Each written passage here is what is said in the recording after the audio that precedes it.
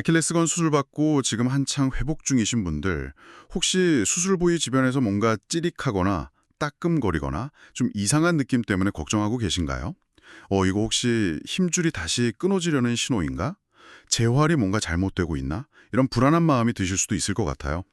오늘 저희가 살펴볼 자료가 바로 그 문제에 대한 겁니다. 한 물리치료사께서 여러 의학 저널을 근거로 쓰신 글인데요. 이 낯선 감각의 정체가 뭔지, 그리고 도대체 왜 생기는 건지 아주 속 시원하게 파헤쳐주고 있습니다. 이번 시간을 통해서 이 불편함의 원인을 명확히 이해하고 불안감은 싹 덜어내고 회복에만 집중하실 수 있도록 도와드리는 게 저희 목표입니다. 자, 그럼 한번 제대로 들어가 볼까요? 네, 보내주신 자료를 보니까요. 환자분들이 정말 가장 궁금해하고 또 불안해하는 그 지점을 정확하게 짚어주고 있더라고요. 핵심부터 말씀드리자면 지금 느끼시는 그 증상은 재파열 같은 심각한 문제의 신호가 아닐 가능성이 매우 높습니다. 오히려 이 문제의 중심에는 아마 처음 들어보셨을 텐데 비복신경이라는 특정 신경이 아주 깊게 관련되어 있습니다. 비복신경이요? 네, 솔직히 말씀드리면 정말 처음 들어보는 이름이거든요. 이게 뭐죠? 다리 전체의 감각을 담당하는 아주 중요한 신경인가요? 아니면 그냥 하필 수술 부위 옆을 지나가다가 좀 봉변을 당하는 운이 없는 그런 신경인 건가요? 하하, 후자에 가깝습니다. 정말 표현을 잘해주셨네요. 이 비복신경이라는 게요, 영어로는 이제 sural nerve라고 하는데, 허벅지부터 내려오는 거대한 신경 고속도로 같은 건 아니고요. 종아리 뒤쪽에서 시작해서 아킬레스건의 바깥쪽을 따라서 발목을 지나거든요. 그래서 새끼발가락 쪽 발등이랑 발 바깥쪽 날 부분의 감각을 담당하는 비교적 작은 국도 같은 신경이에요. 그러니까 발 바깥쪽 감각을 뇌로 전달하는 일종의 통신선 같은 역할이군요. 맞습니다. 근데 여기서 가장 중요한 건 이 신경의 위치예요. 이게 뭐랄까, 그야말로 잘못된 만남이라고 할 수 있는데요. 아킬레스건 바로 옆을 정말 스치듯이 지나가거든요.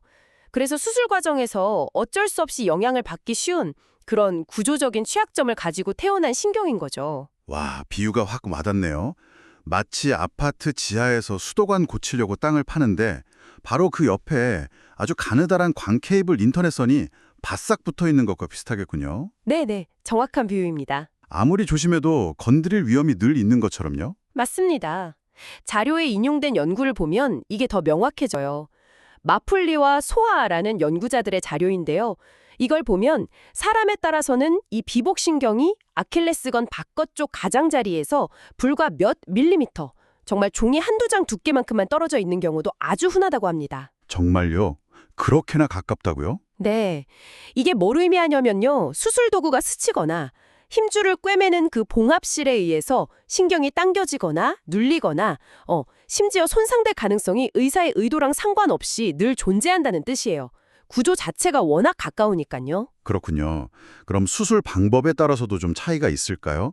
자료에 보니까 최소 침습 수술하고 개방형 수술 두 가지가 비교되어 있던데 상식적으로는 절개를 적게 하는 최소 침습 수술이 더 안전할 것 같거든요. 네. 바로 그 지점에서 아주 흥미로운 반전이 나옵니다. 직관적으로는 당연히 그렇게 생각하기 쉽죠. 근데 실제로는 어떤 방법이 절대적으로 더 우월하다기보다는 서로 다른 종류의 위험을 감수하는 일종의 트레이드 오프 관계에 가깝습니다. 트레이드 오프요? 네, 장단점이 명확하게 갈리는 거죠. 먼저 최소 침습 수술을 볼게요. 이건 피부를 한 1, 2cm 정도 몇 군데만 작게 절개해서 기구를 넣어 수술하는 방식이잖아요. 네, 그렇죠. 가장 큰 장점은 역시 절개 부위가 작으니까 감염 위험이 적고 흉터가 작다는 거죠. 회복도 빠르고요. 잠깐만요. 근데 그게 좀 의외인데요. 아니, 절개 부위가 작다는 건 그만큼 안이 잘 안 보인다는 뜻 아닌가요? 맞습니다. 바로 그게 최소 침습 수술의 딜레마예요. 그 예민한 신경 옆인데 시야도 확보 안 된 상태에서 어떻게 신경을 피해서 힘줄만 꿰맨다는 거죠. 네, 의사 입장에서는 이제 피부 안쪽을 직접 눈으로 보지 못하고 기구를 통해서 전달되는 감각이나 작은 카메라에 의존해서 수술해야 하거든요. 뭐랄까, 보이지 않는 곳을 더듬어서 바느질하는 셈이죠. 바로 이 지점에서 비복신경 문제가 생길 위험이 커지는 겁니다. 보이지 않는 곳에서 바느질하다가 옆에 있던 신경을 실로 같이 꿰어버릴 수도 있다는 말씀이시군요. 네, 그걸 의학적으로 신경포착이라고 부릅니다. nerve entrapment라고 하는데요. 봉합하는 실이나 바늘이 비복신경을 건드려서 자극하거나 심하면 신경 자체를 힘줄이랑 같이 묶어버리는 경우가 생길 수 있는 거죠. 와, 그래서 최소 침습 수술은 감염 같은 위험은 낮은 대신 수술 중에 이런 신경포착 위험은 상대적으로 높다고 할 수 있습니다. 그럼 반대로 절개 부위가 큰 개방형 수술은 어떤가요? 이건 이름만 들어도 좀 무서운데 신경 문제에 있어서는 더 나은 건가요? 개방형 수술은 말 그대로 피부를 길게 절개해서 수술 부위를 완전히 열어놓고 하는 방식이에요. 장점은 명확하죠. 의사가 비복신경의 위치를 직접 눈으로 똑똑히 보면서 수술할 수 있습니다. 아, 직접 보고 피할 수가 있군요. 네, 그래서 신경을 옆으로 살짝 밀어놓고 안전하게 힘줄을 봉합할 수 있으니까 방금 말씀드린 신경포착 위험은 확실히 낮출 수 있죠. 하지만 가장 큰 단점은 절개 부위가 넓다는 것 자체입니다. 자료에서도 지적하듯이 감염이나 피부 괴사 같은 창상 합병증 위험이 더 높고요. 그리고 더 중요한 포인트가 있어요. 수술 후에 훨씬 더 넓은 범위의 흉터 조직이 생긴다는 점, 이게 나중에 또 다른 문제를 일으키는 진짜 주범이 됩니다. 잠깐만요. 그럼 정리를 한번 해봐야 할 것 같은데요. 최소 침습 수술은 수술 중에 신경이 바늘에 걸릴 위험이 있고 개방형 수술은 나중에 더 큰 흉터를 남길 위험이 있다는 거잖아요. 그럼 지금 느끼는 이 찌릿함은 수술 방식과 상관없이 결국 이 흉터라는 공통된 문제 때문에 생기는 거라고 봐도 될까요? 바로 그겁니다. 그게 이 자료의 핵심이에요. 여기서 유착이라는 개념을 이해해야 하는데요. 우리 몸은 상처가 나면 그걸 메우기 위해서 새로운 조직, 즉 흉터 조직을 만들어내거든요. 네. 근데 이 흉터 조직이 단순히 피부 표면만 덮는 게 아니라 안쪽에서 주변의 모든 조직과 뭐랄까 끈끈한 접착제처럼 달라붙는 경향이 있어요. 아, 거미줄처럼요? 네, 맞아요. 거미줄처럼요. 수술 후에 상처가 아무는 과정에서 생긴 이 흉터 조직이 바로 옆을 지나가던 비복신경이나 그보다 더 미세한 피부 신경 가지들에 철썩 달라붙는 현상. 이게 바로 유착입니다. 유착. 그리고 이 유착은 수술 방식과 상관없이 개방형이든 최소 침습이든 수술받은 거의 모든 사람에게 어느 정도 나타날 수 있는 아주 흔한 현상이에요. 아, 그렇군요. 유착. 아마 지금 듣고 계시는 분들한테는 이 부분이 가장 와닿을 것 같은데요. 자료에서 이 찌릿한 증상이 특정 재활 동작을 할 때 더 심해진다고 지적했죠.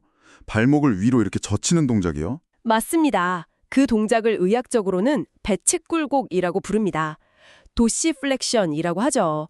발끝을 정강이 쪽으로 당기는 재활에서 정말 중요한 운동이잖아요. 네, 맨날 하라고 하죠. 여기서 아주 흥미로운 일이 벌어지는데요. 정상적인 상태라면 우리가 발목을 젖힐 때 피부, 힘줄, 신경 같은 조직들이 서로 부드럽게 미끄러지면서 움직여야 해요. 신경도 자기가 놓인 터널을 따라서 수 밀리미터 정도 스르륵 하고 미끄러지듯 움직여주죠. 근데 유착이 생기면 그 부드러운 미끄러짐이 불가능해지는 거군요. 그렇죠. 흉터 조직이라는 거미줄에 신경의 발이 묶인 것처럼 유착되어 있다면 어떨까요? 발목을 젖히는 동작, 즉 배측굴곡을 할 때마다 옴짝달싹 못하는 신경을 팽팽하게 잡아당기는 기계적인 자극을 주게 됩니다. 아, 마치 한쪽 끝이 고정된 고무줄을 쭉 늘리는 것 같이요? 정확합니다. 제가 치료했던 한 환자분은 이 느낌을 양말 신으려고 발목을 꺾을 때마다 전기가 오른다고 표현하시더라고요.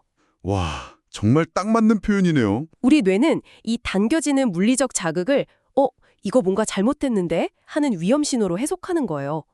그 결과가 바로 우리가 느끼는 찌릿함, 따끔거림, 저릿함 같은 감각 이상인 거죠. 아, 그래서 재활 운동을 열심히 해서 발목이 더 많이 젖혀질수록 증상이 더 심하게 느껴졌던 거군요. 네, 바로 그겁니다. 와, 정말 명쾌하네요. 원인이 재파열의 공포가 아니라 잡아당겨지는 신경이었다니.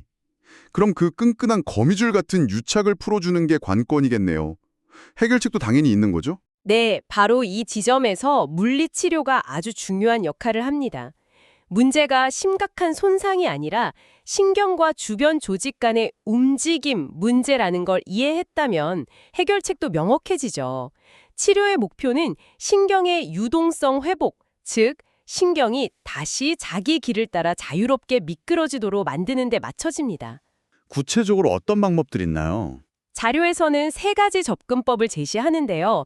첫째는 물리치료사가 직접 손으로 흉터 부위와 그 주변을 부드럽게 마사지하거나 움직여서 흉터 조직과 신경 사이의 그 빡빡한 유착을 풀어주는 도수치료입니다. 아, 직접 떼어내주는 거군요. 네, 엉겨붙은 조직들을 섬세하게 떼어내주는 거죠. 두 번째는 뭔가요? 환자 스스로 할 수 있는 것도 있겠죠? 물론입니다.